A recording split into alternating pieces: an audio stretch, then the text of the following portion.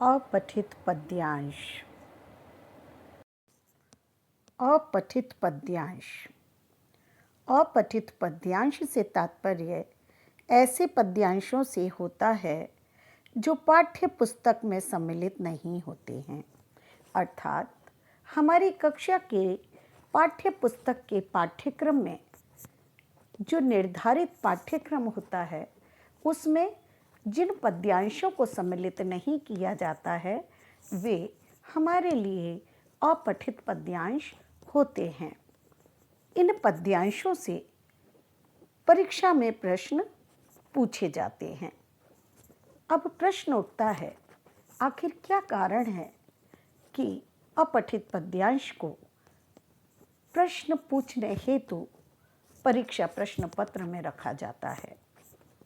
इसका उद्देश्य है, वास्तव में भाषा शिक्षण का मुख्य उद्देश्य मात्र पठित सामग्री का ज्ञान कराना ही नहीं होता है, बल्कि विद्यार्थियों को उनके ज्ञान का स्वतंत्र रूप से प्रयोग कराना सिखाना भी है। कहने का तात्पर्य यह है कि शिक्षण का उद्देश्य केवल पठित सामग्री का, अर्थात जो पाठ्यक्रम के अंतर्गत हम बच्चों को सिखाते हैं उसका ज्ञान कराना ही भाषा शिक्षण का उद्देश्य नहीं है, बल्कि बच्चे ने जो सीखा है उसके ज्ञान का वह स्वतंत्र रूप से प्रयोग करना सीखे, अर्थात उसके ज्ञान के स्तर का मूल्यांकन आसानी से किया जा सके। और इस उद्देश्य की पूर्ति हेतु पाठ्यक्रम में सम्मिलित न होने पर भी परीक्षा प्रश्न पत्र में अपठित पद्यांशों को रखा जाता है। आवश्यक बातें।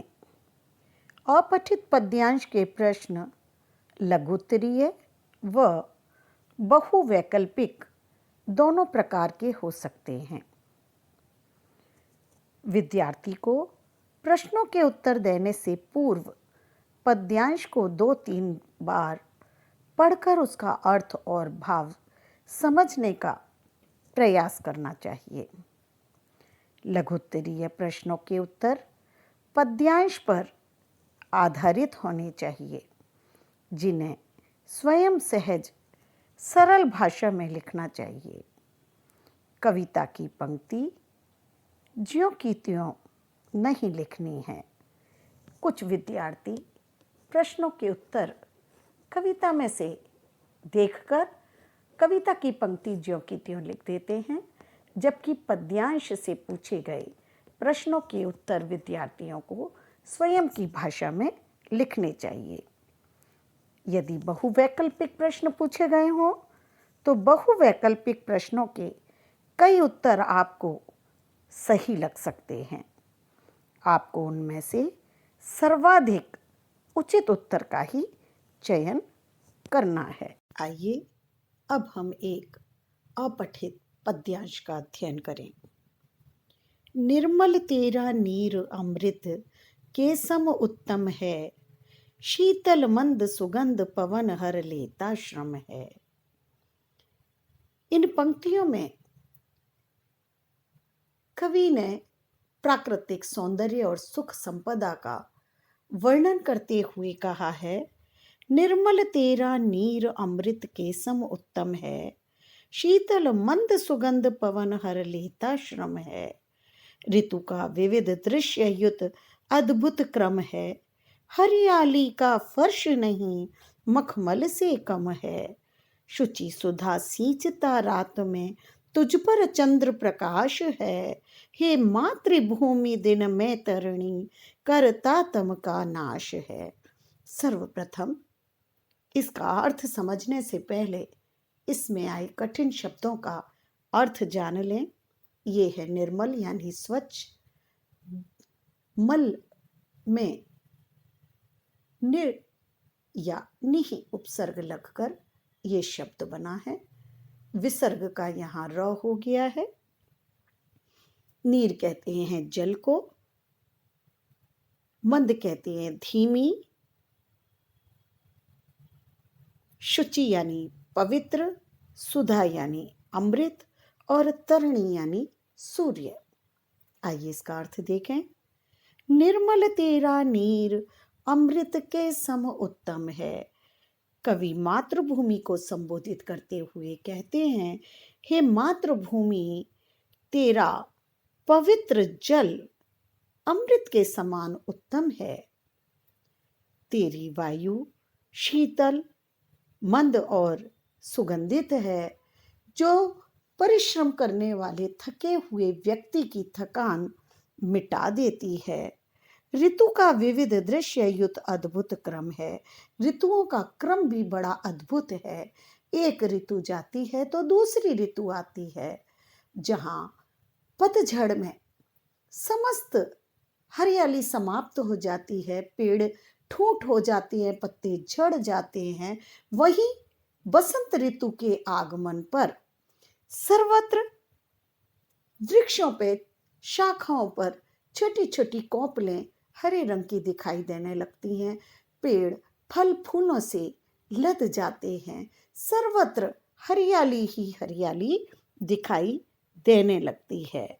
आगे कवि कहते हैं, हरियाली का फर्श नहीं मखमल से कम है। सर्वत्र हरियाली किसी मखमल के फर्श से कम नजर नहीं आती है। शुचि सुधा सिंचिता रात में तुझ पर चंद्र प्रकाश है।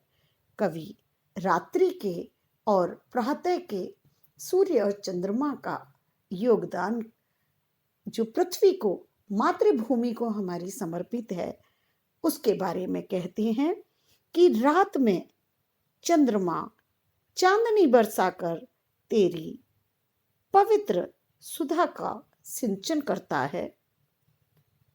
हे मातृभूमि, दिन में तरणी करता तम का नाश है। और हे मातृभूमि, दिन में तरणी यानी सूर्य रात में व्याप्त अंधकार को समाप्त कर सर्वत्र प्रकाश ही प्रकाश फैला देता है। ये तो इस कविता का अर्थ मैंने आपको समझाया। अब आइए इसके प्रश्न देखते हैं। उपर्युक्त पद्यांश को पढ़कर पूछे गए प्रश्नों के सही उत्तर चुनिए। पहला प्रश्न है, कवि के अनुसार मातृभूमि के जल की क्या विशेषताएं हैं? अ, निर्मल तथा अमृत तुल्य उत्तम। ब, साधारण जल। स, गंगा जल समुत्तम। द, सुगंधित तथा निर्मल। सही उत्तर है अ, निर्मल तथा अमृत तुल्य उत्तम। दूसरा प्रश्न है, भारत में आने वाली कितनी ऋतुएं हैं? 6, 4, 2, 8। सही उत्तर है अ, 6। तीसरा प्रश्न है, भारत भूमि पर बहने वाली हवा की क्या विशेषता है? अ, हवा शीतल है। ब, हवा श्रम हरती है। स, समीर ठंडी व तेज है।